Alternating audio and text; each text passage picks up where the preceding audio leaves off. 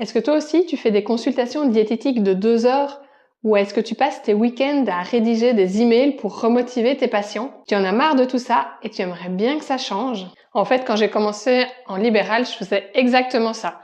Des rendez-vous qui étaient interminables parce que, par exemple, j'avais qu'un seul patient dans ma journée, où je passais énormément de temps à écrire des mails, à créer des recettes le soir après ma journée de travail.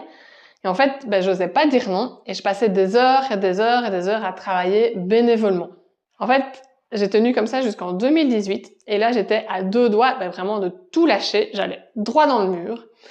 C'est à ce moment-là que j'ai compris que c'était pas en sacrifiant mon temps, mon énergie, mes week-ends que j'allais aider mieux mes patients. En fait, tout a changé quand j'ai mis en place une structure claire pour mes consultations, avec un seul objectif, c'était celui de maximiser l'engagement de ma patient.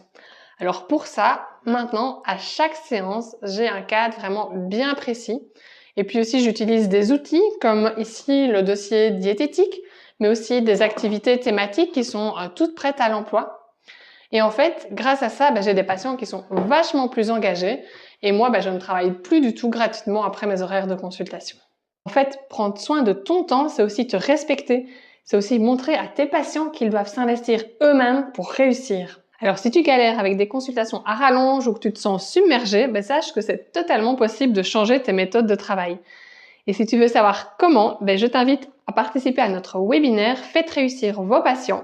Il aura lieu ce mardi 4 février à 12h30. C'est gratuit et on t'y partage les clés pour structurer tes consultations et surtout retrouver du plaisir dans ton métier.